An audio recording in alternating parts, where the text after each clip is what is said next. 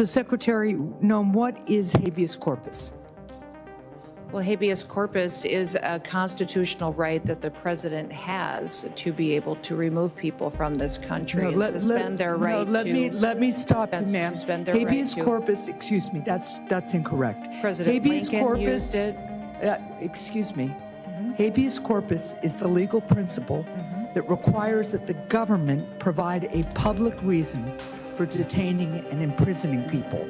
If not for that protection, the government could simply arrest people, including American citizens, and hold them indefinitely for no reason. Habeas corpus is the foundational right that separates free societies like America from police states like North Korea. As a senator from the Live Free or Die state, this matters a lot to me and my constituents and to all Americans. So, Secretary Noem, do you support the core protection that habeas corpus provides, that the government must provide a public reason in order to detain and imprison someone?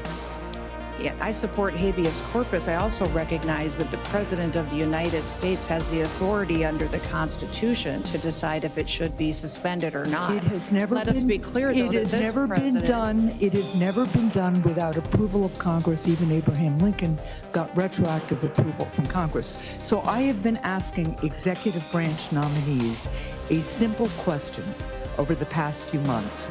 If the president orders them to break the law, I've been asking, will you follow the law or follow the order? I want to ask you a more specific question here. If the president tries to suspend habeas corpus and a federal court reverses the president's order, will you comply with the court order and uphold habeas corpus, or will you follow the president's directive? We are following all federal court orders and are complying with that, as is the president, and every decision that is obviously not true for anybody who reads the news. What happens when a government official struggles to explain one of the most basic legal rights in the U.S.? That's what happened recently when Kristi Noem, the Secretary of Homeland Security, spoke in front of the Senate Committee on Homeland Security and Governmental Affairs. A regular hearing quickly became a surprising moment when she was asked about a key part of the Constitution and gave an incorrect answer. It all began when Noem repeated a statement by Stephen Miller, a former Trump advisor, suggesting the IZ government is considering suspending something called habeas corpus in order to speed up deportations of undocumented immigrants. Habeas corpus is a very old legal right in the U.S., dating back to 1789, and it protects people from being detained without reason. It gives anyone in government custody the right to ask a court to review why they're being held. This applies to everyone, not just citizens. My concern is you're sending a chill down the spine of America by going after people who either have legal status or American citizens. And when my colleagues ask you about habeas corpus, and you say, literally, we can review the tape, that you believe it's a right the president has. You sat here in front of all of us and swore an oath to the Constitution, and that is not at all what habeas corpus is. It is a right that we all get, that American citizens get, that people who are in the United States legally have. So my concern is it's complete overreach. I don't think American citizens, even those who voted for Trump, believe that you should be able to just grab someone off the street, sloppy, who has the legal right to be here, and certainly an American citizen.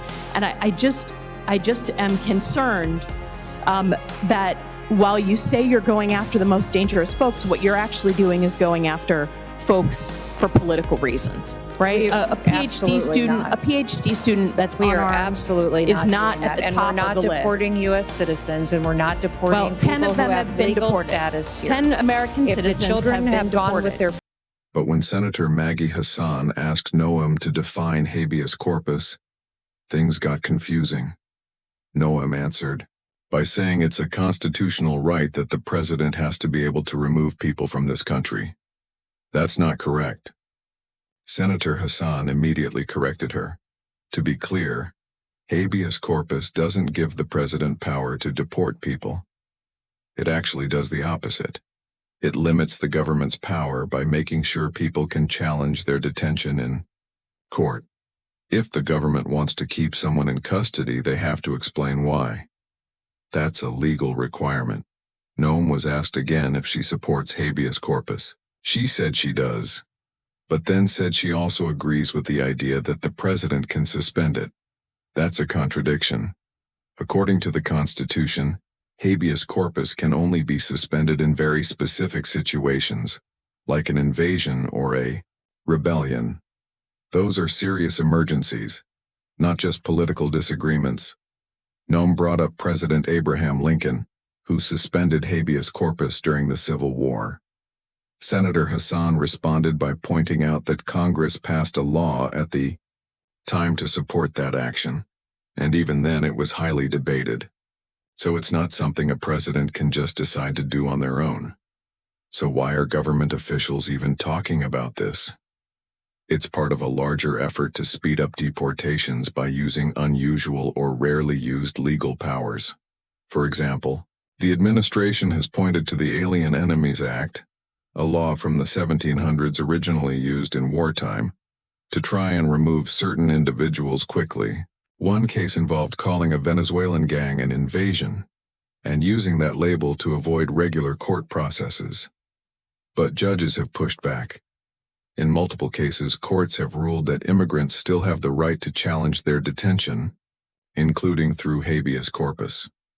The Supreme Court has allowed some removals to continue, but it also made clear that detainees can still go to court. This brings us back to the Senate hearing.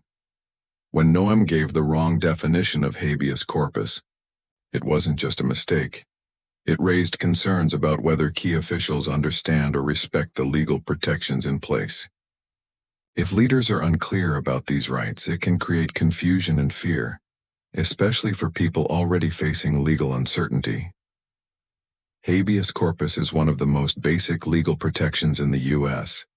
It helps prevent wrongful detention by requiring the government to explain why someone is being held.